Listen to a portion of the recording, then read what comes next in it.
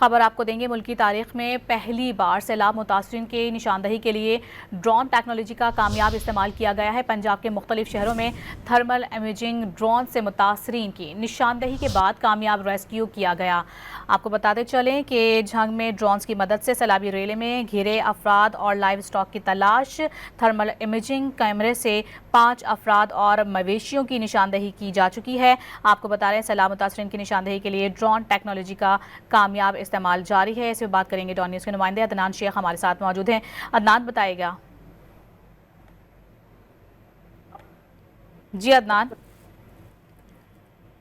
اپنے نمائندے عدنان سے بھی اس حوالے سے مزید تفصیلات حاصل کریں گے۔ اپنے ناظرین کو بتاتے چلیں کہ ملکی تاریخ میں یہ پہلی بار ہے کہ سیلاب متاثرین کی نشاندہی کے لیے ڈرون ٹیکنالوجی کا کامیاب استعمال جاری ہے۔ پنجاب کے مختلف شہروں میں تھرمل امیجنگ ڈرون سے متاثرین کی نشاندہی کے بعد کامیاب ریسکیو کیا گیا ہے۔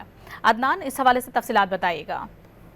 جی بالکل، ملک کی تاریخ میں پہلی بار سیلاب متاثرین کی نشاندہی کے لیے ڈرون ٹیکنالوجی کا کامیاب استعمال کیا گیا ہے اور وزیر اعلیٰ پنجاب مریم نواز شریف کی ہدایت پر صوبہ بھر میں سیلابی پانی میں محصور افراد کی تلاش کے لیے تھرمل امیجنگ ڈرون کیمروں کی وہ ذریعے نگرانی کی گئی ہے اور مختلف شہروں میں تھرمل امیجنگ ڈرون سے دشوار گزار دور افتادہ علاقوں میں سیلاب متاثرین کی نشاندہی کے بعد کامیاب ریسکیو آپریشن بھی کیا گیا ہے، جبکہ جھنگ کے علاقے میں semi by pass Sargodha road اور دیگر علاقوں میں ڈرون کی مدد سے سیلابی ریلے میں گھیرے افراد اور لائیو اسٹاک کی تلاش وہ کی گئی ہے اور 5 افراد اور مویشیوں کی نشاندہی کی گئی ہے، جبکہ ان کی لوکیشن ٹریس کر کے ریسکیو ٹیمیں فوری طور پر سیلابی متاثرین علاقے میں پہنچ گئی اور 5 افراد اور مال مویشیوں کو حفاظت نکال کر محفوظ مقام میں منتقل کر دیا گیا، جس سے کہ دریائی بیلٹ میں سیلاب متاثرہ علاقے سے ڈرون کیمروں کے ذریعے متاثرین کی تلاش کا عمل جاری ہے اور محفوظ مقامات کو منتقل کرنے کے لیے ریسکیو ٹیمیں سرویلنس کر رہی ہیں۔ جی بہت شکریہ عدنان، تفصیلی طور پر آگاہ کرنے کے لیے۔